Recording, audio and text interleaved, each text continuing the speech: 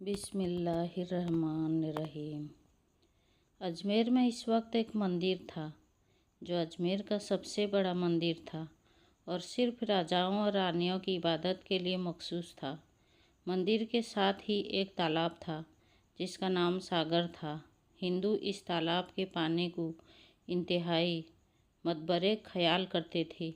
इनका अकीदा था कि जो इस तालाब में गुस्ल कर ले इसके सब गुनाह झड़ जाते हैं। कहते हैं इस मंदिर में रात को इतने चिराग जलते थे कि रात 3.5 मन तेल इन चिरागों में इस्तेमाल होता था और इर्द गिर्द के कई देहात मंदिर के नाम थे, यानी इन देहात की आमदन मंदिर पर खर्च होती थी। मंदिर में हजारों मुलाजिमीन थे जिनका काम आने वालों की रहनुमाई करना था कि कौन सा खुदा बेटा अता करने वाला है, कौन सा देवता सेहत और तंदुरुस्ती का मालिक है और कौन सी मूर्ति की पूजा से दौलत मेहरबान होती है। ख्वाजा गरीब नवाज रहमतुल्लाह अलैह इस मंदिर में तशरीफ़ ले गए और अना सागर से कुछ फासले पर चटाई बिछाकर अपने मुरीदों के हमरा बैठ गए। असर का वक्त तकरीबन हुआ ही जा रहा था, लिहाजा आप रहमतुल्लाह अलैह ने हज़रत कुतुबुद्दीन रहमतुल्लाह अलैह से अजान देने को कहा। कुफ्र व शिर्क के गढ़ अजमेर में अल्लाह की वहादनियत और हज़रत मोहम्मद सल्लल्लाहु अलैहि वसल्लम की रिसालत का ये पहला ऐलान था। वो लोग इस्लाम से मुकम्मल तौर पर लाइल्म थे। चुनांचे अजान की आवाज़ सुनकर वो हैरान हुए और अपने घरों से निकल कर आए। सब मुसाफिरों ने अना सागर के पानी से वजू किया और नमाज पढ़ना शुरू किया। सब हिंदुओं हैरान रह गए कि सब भगवान तो अंदर हैं, तो ये लोग सहन में किस भगवान को सजदा कर रहे हैं। जब शाम हुई तो राजा के ऊँट जो दिन में चरने के लिए गए हुए थे अपने चराहों के साथ वापस आने लगे। इत्तेफाक से जहाँ हज़रत ख्वाजा रहमतुल्लाह अलैह अपने साथियों के साथ बैठे थे वो जगह राजा के ऊँटों के बैठने की थी। चराहों ने बाबा साहब रहमतुल्लाह अलैह से कहा, उठो बाबा, ऊँटों के बैठने की जगह खाली करो। आप रहमतुल्लाह अलैह ने फरमाया, इतना मैदान पड़ा है, ऊँट तो कहीं भी बैठ जाएंगे, क्यों मुसाफिरों को तंग करते हो। वो ना माने और मुसलसल इसरार करते रहे कि ऊँट इसी जगह बैठेंगे। आखिर उन्होंने बहुत बदतमीजी से कहा, ये राजा के ऊँटों के बैठने की जगह है और इधर राजा के ऊँटों ही बैठेंगी, तुम लोग कहीं और डेरा लगाओ। आखिर आप रहमतुल्लाह अलैह ने उठते हुए हज़रत कुतुब से फरमाया, उठो कुतुबुद्दीन, ये कह रहे हैं कि ये ऊँटों के बैठने की जगह है, तो चलो ऊँट ही बैठे रहें। ये कहकर आप रहमतुल्लाह अलैह ने अपने साथियों समेत वहाँ से उठ गए। अगली सुबह जब ऊँटों को चराई के लिए ले जाने का वक्त आया और चरवाहों ने अपने ऊँटों को उठाना चाहा तो उन्होंने पता चला कि ऊँट उठने के काबिल नहीं हैं। उन्होंने ऊँटों को मार मार कर ज़बरदस्ती उठाना चाहा, लेकिन वो बैठे ही रहे। चरवाहा परेशान हो गए कि जो ऊँट इनके एक इशारे पर उठ बैठते थे आज क्यों नहीं उठ रहे। आखिर उन्हें याद आया कि कल इस मुसाफिर फ़कीर ने कहा था कि चलो ऊँट ही बैठे रहें। लोग इकट्ठा होना शुरू हो गए।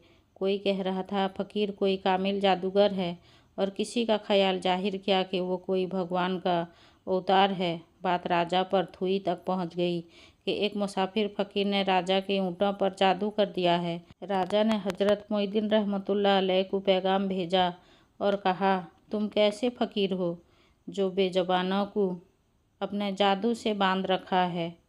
वो बेचारे भूख व प्यास से मर जाएंगे, इसलिए मेहरबानी करके अपना जादू वापस कर लो। आप रहमतुल्लाह अलैह ने फरमाया, हम मुसलमान हैं और मुसलमान बद्दुआ नहीं करते, ना जादू। जिसके हुक्म से ये बैठे हुए थे उसके हुक्म से उठ खड़े होंगे। अब जो जाकर उठाया तो ऊँट पहली बार पर ही उठ बैठे। हिंदुओं की दिलचस्पी इन मुसाफिरों में बढ़ने लगी। पाँचों वक्त अजान होती और नमाज अदा की जाती। आखिर राजा तक ये बात पहुंच गई कि कुछ फ़कीर आए हैं जो मुसलमान हैं, पाँचों वक्त अजान देते हैं और हमारे पुत्र तालाब को हाथ मुँह धोकर भ्रष्ट करते हैं और हमारे धर्म के खिलाफ बातें भी करते हैं। कहते हैं ये मूर्तियाँ पूजने के काबिल नहीं, ये तो महज पत्थर हैं, इसलिए इन्हें यहाँ से उठाया जाए। राजा ने फकीरों को पैगाम भिजवाया कि तुम लोग मांस गोश्त खाते हो, हमारे धर्म के खिलाफ बोलते हो और हमारे पाक तालाब को अपने हाथ डालकर नापाक करते हो, जो हम बर्दाश्त नहीं कर सकते। इसलिए तुम लोग यहाँ से चले जाओ। आप रहमतुल्लाह अलैह ने फरमाया कि और भी तो इतनी दुनिया आती है, हमारे पानी ले लेने से कौन सा कोई कमी आ जाएगी। लेकिन वो कहने लगे कि वो सब हमारे अपने धर्म के लोग हैं और तुम दूसरे धर्म के हो। आइंदा तुम लोगों ने तालाब को नापाक किया तो हम सख्ती से पेश आएंगे। आप रहमतुल्लाह अलैह ने हज़रत कुतुबुद्दीन बख्तियार रहमतुल्लाह अलैह से फरमाया, शायद ये लोग आइंदा हमारे पानी लेने पर कोई फसाद बर्पा करें। जाओ एक मस्कीजा पानी ले आओ ताकि ज़रूरत के वक्त कुछ पानी मौजूद हो। लिहाजा हज़रत कुतुब रहमतुल्लाह अलैह ने इनसे फरमाया, चलो हम मस्कीजा भर लेते हैं। वो इस शर्त पर मान गए कि तुम्हारा जिस्म पानी से ना छोए। हज़रत कुतुब रहमतुल्लाह अलैह तालाब की सीढ़ियों पर जा बैठे और मस्कीजा पानी में डुबो दिया। जब वो भर गया तो हज़रत कुतुब रहमतुल्लाह अलैह ने वो मस्कीजा ऊपर खींचा, लेकिन जो यूं ही मस्कीजा पानी से बाहर आया, अना सागर का पानी खुश्क हो गया। गोया सारा अना सागर मस्कीजा में बंद हो गया।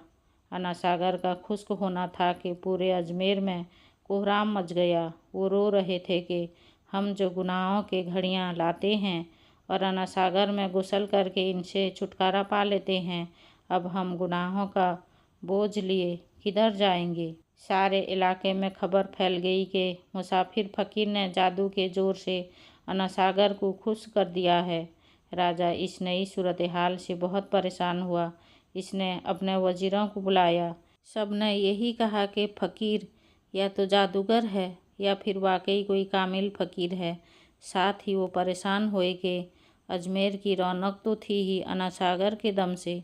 इसी की वजह से लोग दूर दूर से अजमेर आते थे और अपना ईमान ताज़ा करके लौटते थे। अना सागर के खुश्क हो जाने से हिंदू धर्म की तबलीग को धचका लगेगा और यही तशवीशनाक बात थी। आखिर तय पाया कि फ़कीर से मुज़ाकरात किया जाए। आखिर वो चाहता क्या है? माकूल हो तो तस्लीम कर लिए जाए या फिर सब मर्द औरतें और बच्चे जाकर फ़कीर की मिन्नत समाजत करें कि लोगों को परेशान से निजात दिलाओ और हम पर करम करो। हम पाप बोझ उठाए किधर जाएंगे और कैसे सुकून पाएंगे। ये तजवीज़ ज़्यादा आसान थी। लिहाजा तमाम लोग बाबा साहेब रहमतुल्लाह अलैह के पास आए और बोले, बाबा तुम भी वजू कर लिया करना, लेकिन भगवान के वास्ते हमारा अना सागर हमें लौटा दो। आप रहमतुल्लाह अलैह ने हज़रत कुतुब रहमतुल्लाह अलैह से फरमाया, जो नहीं जाओ कुतुब, मस्कीजा वापस तालाब में डालाओ। मस्कीजा तालाब में उल्टा गया। अना सागर किनारों तक उछल आया। इस पानी ने कई दिलों को धो डाला। हिंदू कौम की अपनी तारीख किताबों में भी हिंदू मौरख इस बात को तस्लीम करते हैं कि उस शाम 32,000 हिंदू कलमा पढ़कर मुसलमान हो गए। इन हिंदुओं के मुसलमान हो जाने से हिंदू पंडितों और आम हिंदुओं में भी गम और गुस्सा का तूफान उठ खड़ा हुआ।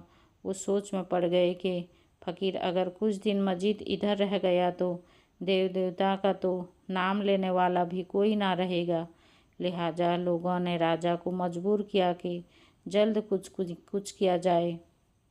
राजा ने मंदिर के बड़े पंडित रामदेव को बुलाया और इसे बाबा साहेब रहमतुल्लाह अलैह से मुनाजिरा रखकर जल्द अज जल्द इन्हें शिकस्त देने और अजमेर से बाहर निकाल देने का हुक्म दिया। रामदेव अपने वक्त का माना हुआ पंडित था, जिसकी इल्मी काबिलियत की दूर दूर तक धूम मची हुई थी। इसने राजा को यकीन दिलाया कि जल्द ही जल्द राजा कोई अच्छी खबर सुनेगा। रामदेव बाबा साहेब रहमतुल्लाह अलैह के पास आया और उल्टे सीधे सवालात करना शुरू कर दिया। बाबा साहेब रहमतुल्लाह अलैह ने खामोश इख्तियार किए रखी। जब रामदेव ने हद से बढ़कर शोर मचाना शुरू किया तो बाबा साहेब रहमतुल्लाह अलैह ने इसकी तरफ आंख उठाई और मुस्कुराकर फरमाया, रामदेव तू शोर मचा रहा है और मैं तेरे माथे पर ईमान का नूर चमकता देख रहा हूँ।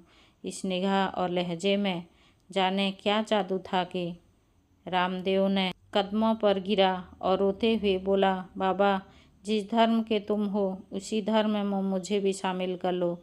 सब लोग मुनाजरा देखने आए थे। इसका काया पलटने पर सब हैरान थे। जो बाबा को शिकस्त देने आया था खुद मफ्तू हो चुका था।